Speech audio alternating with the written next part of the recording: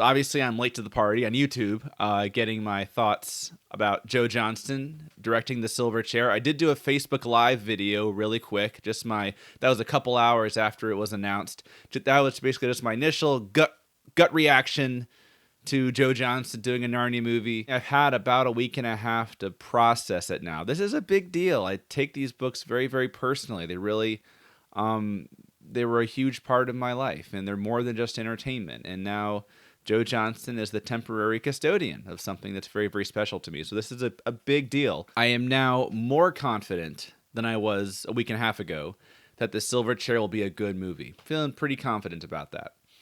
But I don't really have much hope that it will be a great one, I guess I would say. Reasoning for that, I guess, is, in my opinion, Joe Johnston hasn't made a great movie yet. I think he's made a lot of pretty good ones, but I don't think he's made a truly great one. And I'll go through the movies of his I've seen in a second and kind of, give my thoughts on them. But I was hoping they would not get the blockbuster commercial kind of director. Hope they would get a real auteur and a storyteller. And my suggestion for that was Spike Jonze. So it's interesting that Joe Johnston seems to kind of fit that description as far as you think of him as the blockbuster director. You think of him as being more of the visual guy than the storyteller first. But I guess you could say he's the best possible version of that because he's made some pretty good movies. They're not anything. I mean, they're enjoyable to watch. I'll say that. I think he's a competent storyteller and a competent director. But there was actually someone in the forum that I think summed it up really well, basically saying, okay, he seems like a good choice, seems like he's a good director, but doesn't really have this special little spark I think we were hoping for. That's what I would say. He's worked with kids. He's shown the ability to direct kids. That's an extremely specific skill to have. He can do that. He's worked the visual effects before. So I'm confident he can get the movie shot, and he seems like a competent storyteller. But yeah, I guess I was just hoping for a more interesting choice, I guess. This does kind of... I posted somewhere after I saw the news, Honey, I Shrunk the Ambition. Now, I still think this will be a good movie. I think Joe Johnston, I just should emphasize, obviously on this channel, I'm going to pick it apart and nitpick because that's what I do. But I should emphasize, I think he's a fine director. I think he'll make a good Silver Chair movie, but probably not a great one. When Douglas Gresham first said he was hoping to make an independent Narnia film, and I got really excited about the idea. Now I know that we've known for a while that Sony and TriStar are involved, but just the fact that Gresham was thinking about it, I remember just going, wow, an independent Narnia film. What an interesting idea. Like a lower budget, smaller Narnia film. And The Silver Chair is perfect for that. And wouldn't it be great to make a Narnia movie that we didn't have to have a battle at the end so that, all the people in the audience, well, you have to have a battle at the end of your fantasy movie. That we didn't have to make a Narnia movie that catered to those people. We could make a lower budget Narnia movie and market to a really smaller, specific audience. And I was hoping maybe they would go that direction. Oh, they're hiring David McGee. Well, that's an interesting... He seems like a really good writer. Maybe they'll do this really ambitious Narnia movie. And I should clarify, ambitious doesn't mean how many CG monsters can you put on the screen. It doesn't mean how big is your battle at the end. It doesn't mean how giant or how big of a massive production is it. It's taking a risk. And what would be risky, I think, in the case of The Silver Chair would be, what if we made a fantasy movie and everyone's assuming you got to make Lord of the Rings? That's what you have to... Every fantasy movie has to be Lord of the Rings, or maybe Harry Potter. What if they just said, nope, it's just a little character drama about a girl that goes on a journey and has to learn trust and other things. And it's just about her, and it happens to be in this fantastic setting, but it's kind of a small story. There's no giant epicness to it. In other words, a faithful adaptation of the book. That would be really risky. In other words, you just have to tell a good story with good characters to carry it. You couldn't have epic battles for your trailer to carry it. That would be ambitious. So, since Joe Johnston, I don't know he's an October Sky, and I'll talk about that in a second. But he strikes me as the blockbuster director, and it makes me think, oh, I guess maybe that's the direction they're going. I was hoping they were going to be bold and make the smaller character movie. Maybe they're just going the blockbuster route. I could be wrong. How awesome would it be if Joe surprised everybody and just did the small character-driven film and didn't play up the action adventure too much? I would love that. So the movies of his I've seen, the first thing that came to mind was Captain America. And then I remembered, wait a second, he did Honey, I Shrunk the Kids, which I can't believe. I could probably just about quote that movie to you from beginning to end right now. I watched it so many times when I was a kid. And what's funny is I remember there was a little making of that was on Disney Channel or something, a little making of Honey, I Shrunk the Kids, that when I was little, I'm talking like 6 or 7, would watch that over and over and over. And that might be my earliest memory of realizing that, wow, making movies is hard and it takes a lot of skill and it's complicated. And maybe my earliest memory of being really fascinated by the filmmaking process. So Honey, I Shrunk the Kids, I haven't, it'll always have a good or bad. It'll always have a special place in my heart for that reason. Honey, I Shrunk the Kids, though, I just watched it again recently. It's, again, a pretty competently made movie. It sets up its characters, and they have their setups, and they have their payoffs. It's pretty good tonal balance where we can say, yes, the kids are really in peril, but it doesn't take itself so seriously that you can't enjoy the high concept of the idea. The kids get shrunk and lost in the backyard. You can still enjoy the fun of that, but still have the kids in real jeopardy. I think it balances those two things pretty well. Rushes through the end too much. The ending is surprisingly not that satisfying. The effects mostly work, though. It's a great looking movie. And I guess that brings me to what's Jurassic Park. No, not there yet. Sorry, October Sky. That's the more interesting one of his. That's the one of his that kind of stands out. I like it seems like a good idea for a story. I know it's a true story, but I don't know anything about the true story. So all I can do is, react to the story I'm seeing. I like the idea for the story. The actors are pretty good. I like the way it looks. I like the muted tones of it. Could work well for the silver chair, actually, that kind of look. I think it gets really predictable. It gets very contrived in Hollywood towards the end, and you just know exactly how it's going to end. And it almost seems like the movie becomes aware that, oh, well, obviously the audience knows how it's going to end, so it kind of rushes through the climax, the ending again. Thought it was a pretty enjoyable movie. I guess I cared about what was going to happen. I cared about the characters and the story. So even though it got a little bit cheesy, still, I liked October Sky. For pretty well-made movie.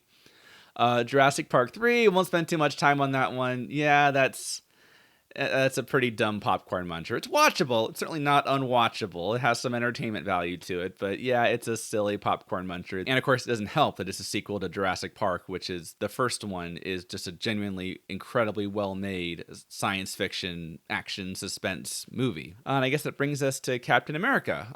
First half of Captain America, I think is pretty well done. I like the Chris Evans is great. I like the way they set up the character, and I love the look of it. I love the retro nostalgia. I kind of wish they didn't rely so much on CGI.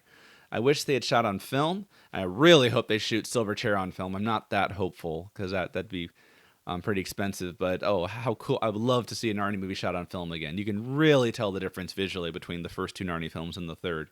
Please, Joe, if you're watching, shoot on film. But overall, visually, I just love what they're going for with Captain America, the retro, old school, and it's just so, oh my gosh, that's exactly what Captain America, it makes so perfect for the concept, basically. Love how it looks. And basically about halfway through, when he becomes Captain America, as far as I'm concerned, the movie's over. And then it kind of limps on for another 45 minutes. Like, well, I guess he's got to fight some bad guys. It's a superhero movie. That is an example, by the way, of, I'm sure, Joe Johnston working with studio breathing down his neck. And that's what he's going to have to do with the silver chair. He'll have Douglas Gresham breathing down his neck. And there, like I've been saying in the past, there's the good side and a bad side to that. That's another aspect where Gresham hired the director that he knew that he could control. I understand Gresham wanting to protect Narnia, and I don't envy that position at all. Wow, that's a huge responsibility. But if you want a really great Narnia film, you just got to take a risk on somebody. Gresham's not a creative, I don't really think. I don't think he's a storyteller. I think he knows a good story when he sees it, but I don't think he's a storyteller. So having someone like him breathing down the director's neck, I don't know if it's completely appropriate, but I completely understand why he wants to protect the material at the same time. All that might make me sound disappointed, and well, I guess I am. I would say I'm disappointed. I don't think it's going to be a bad movie. I think it'll probably be a good movie, but I was hoping for more. I was hoping for something that would tell me that they're not doing the blockbuster thing again. They're going to make this for a specific audience. They're not going to make the theme park attraction version of Narnia, which is what the first three films have done. At least the first two films it was a pretty good theme park ride, and the third one was a bad theme park ride, basically. Like, just tell a story. Don't worry about making the blockbuster and entertaining the masses that probably wouldn't like the book either. Just tell a story. Just tell a story about Jill. Don't add a battle at the end. Don't have the characters go their separate ways moment. Don't do the formula thing. Just tell a story. Tell a story. Tell a story. Oh, by the way, as far as making it a blockbuster, they specifically in the announcement mentioned humor. I thought that was a weird thing to mention. I mean, I'm not going to say that Narnia doesn't have humor. Obviously, it does. There is a sense of humor in Narnia, but it was a strange thing to be one of the central things they highlighted in the announcement. That kind of concerns me. There's a lot of talk, in Hollywood about there's the whole. And again, it pains me to be lumping when I'm having a conversation about Narnia movies and having to talk about, superhero movies at the same time, like Batman versus Superman, or just things that Narnia should be. I hate the idea of lumping Narnia in with those, but there is that discussion. I mean, we have to talk about it this way, because if maybe they are doing the blockbuster thing with Silverchair. And there is that whole thing of, superhero movies, should they be dark or should they be funny and sarcastic? And what we've seen with, the Marvel movies is, for the most part, doing a really good job. That's probably the secret to Marvel's success at the box office, is so expertly balancing. They're real characters, they're in real jeopardy, real peril, but we can still kind of laugh at them and enjoy the absurdity of the situation at the same time. I don't want that in Narnia. I don't want winking at the camera and saying, hey guys, come on, this is all just for fun. I don't want that at all. Narnia is just completely real. Sure, enjoy the fact that we're in a fantasy world and that's awesome, but Narnia is real. So I hope I'm being overly sensitive. I hope that that's not the red flag I kind of took it to be initially. I just had this I just kind of winced a little bit when I read that. And I immediately imagined, kind of silly one-liners and stuff. Things that tell the audience, oh, don't take this too seriously. Just have fun with it. I really hope that's not what was meant by that. Still looking forward to the movie. Let the countdown begin, I guess, to late 2018. I guess they're going to start shooting here later this year. And, it's not official, but we're assuming at this point we'll see the movie at the end of next year. Do you realize we could be getting casting announcements maybe in the next few weeks, possibly? Certainly you would think in the next few months we'd be getting casting announcements. Wow, here we are again for a fourth Narnia movie. Gosh, it's been a while. Wow. It's been like 6 years, hasn't it? I'm in a completely different place than I was 6 years ago, literally. And by the way, the way this worked, where I'm really prioritizing Narnia Web this time around. That's why this video was so late. I was just so many things to do on Narnia Web because of this news reports and podcasting, and of course Joe's doing the Q&A with Narnia Web. That's really cool. Maybe what I did this time around, that'll probably become the standard more or less, where I do a quick Facebook Live and then do a YouTube video when I get around to it. So just giving you a heads up there. Fourth Narnia movie. Cross your fingers. Love the book.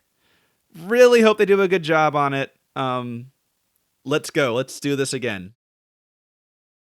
Design the Millennium Falcon, by the way. That's pretty cool.